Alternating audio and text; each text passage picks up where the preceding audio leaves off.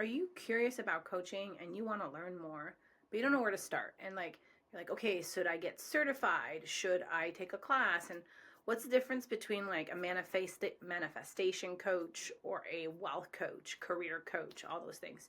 Here's the place. I'm going to give you a snapshot of if you're interested in this, what do you need to do? Now, if you're interested in getting a coach, I'll tell you some tips and tricks to get there. So this is all an intro to coaching.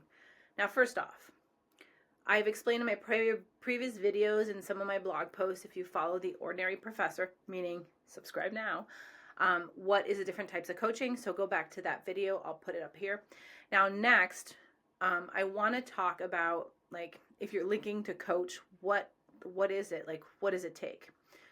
There's the gold standard of what is called ICF, which is the International Coaching Federation, which that like gives you that certificate that helps you like set all the tools, the things in motions. Doing some sort of certificate is very helpful, regardless of what you coach. If it's abundance, job transition, what else did I see the other day was a coach? Maybe it's like life coaching or however it is. You need that standard skill set, okay? So it's like I have a PhD in business psychology. I actually train coaches to be better coaches. I still have my certificate in ICF. I have my hours, right? And so it's important to have like some sort of standards, right? So that you can have the skills, the foundation skills. Because when I sometimes hear people coaching, what they're really doing is educating you. Like they're creating these tutorials, these videos. As an educator, that's teaching, right? Now, if they're telling you how to do the thing and then they're doing it for you, that's consulting. If they're telling you their life story and their success path, that's mentoring, right? Coaching is me and you sitting down, and I ask you a series of questions for you to reflect, to process, to think outside of the ordinary, because ordinary is like where you're stuck, right? You're just looping. And come up with some newfound, like let's call it a download or ideas that hasn't come before, because I just made you think differently about something. And I've given you some perspective by reflectively listening, right? By paraphrasing, by sharing like what you've talked about, and then my perspective, right, of what I'm seeing, and then you get insights. So that's like a real strong art, and it's like a big overview. And so that is coaching. Now, it is the most powerful, amazing career to do. I love it. I love being a coach. I focus in the wheelhouse of emotional intelligence, social skills, like so conflict resolution, conflict management. Very strong on that because of my experience of anti-harassment, anti-bullying, and also of how to like be a good boss, how to be a good leader, how to be a good professional, right? And additionally, I help with like life transitions. Like sometimes life happens, you still have to show up at work. How do you do the thing, okay? Now, I never tell you what to do. You tell yourself what to do. I ask you a series of questions, right, to get there. We get to the root cause of the issue, right?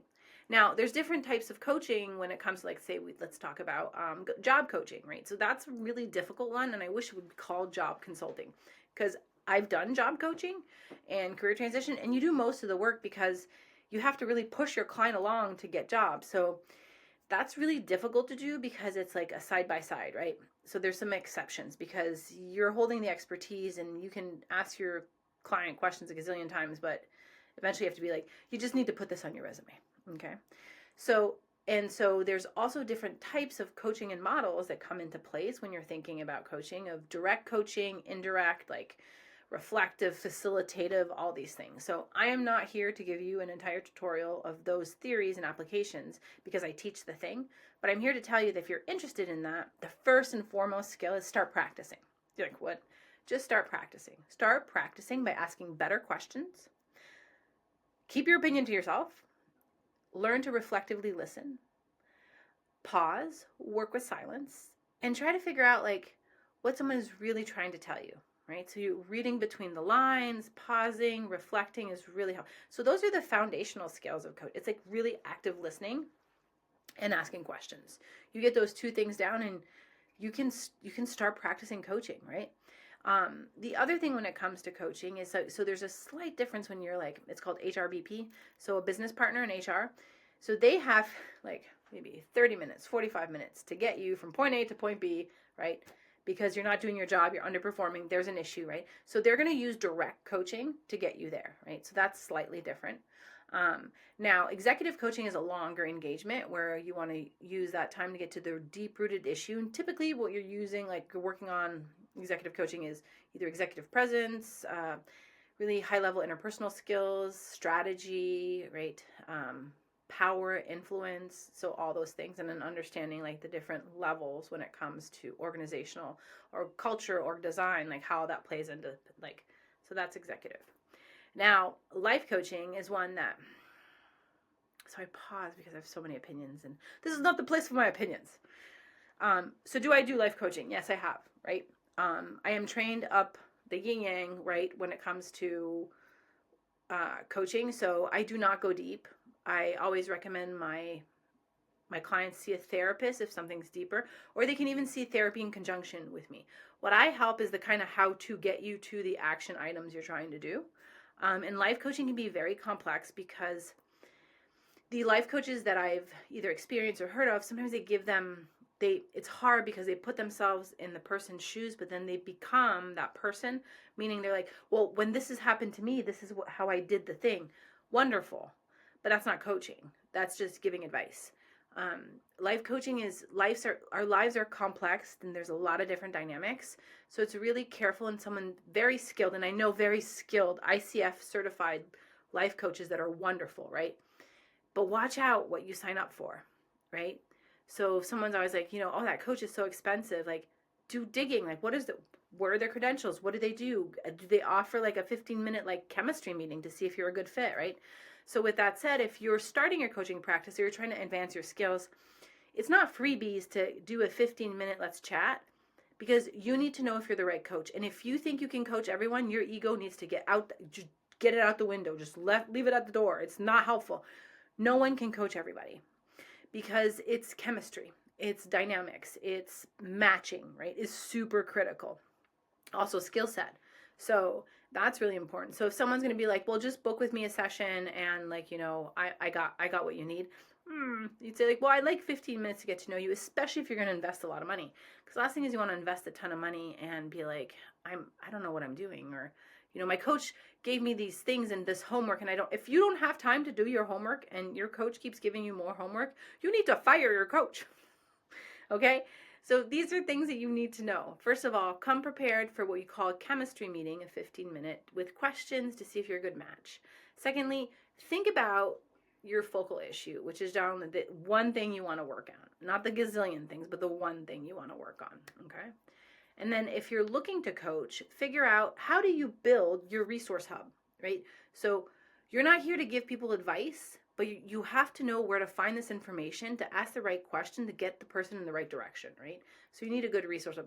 So adding to your resource hub, like books, strategies, ideas, videos, because that's like when you're giving homework, you can always be like, hey, I'd like you to watch this video and tell me what you think. Perfect. Reflection questions, assessments, like those things all need to go into your resource hub, because that is your gold as a coach. You need to have a lot of resources, people, things, videos, books, right? You need to be constantly learning. If your coach is not learning, they need to go back to school. Because as a coach, you need to be reading, learning, practicing.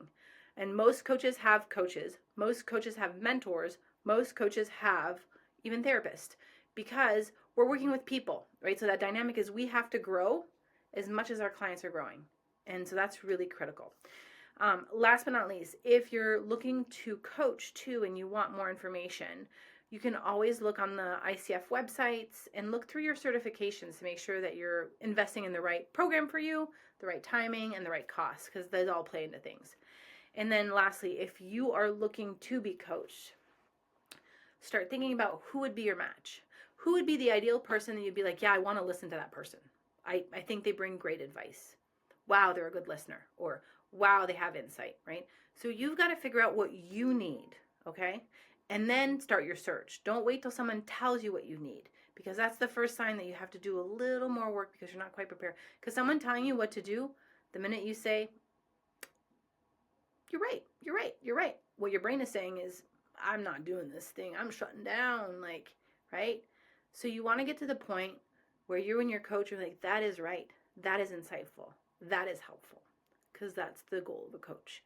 is after a not during the session, but after the session, you sit back, you're like, wow, wow. Or then you start noticing things. That's the power of coaching. It's not in the moment. It's what happens in between the sessions. That's very powerful. Okay, so that's a wrap about coaching, to be coached, and to start coaching. Okay, I hope this is helpful. If you like my videos, please subscribe. I have daily wins. I have frameworks I want to share. I have my talk times, social skills, you name it. I am all things feelings, social skills, and professionalism. So welcome to my channel, and I look forward to seeing you again. Okay, you got this. Take care. Bye.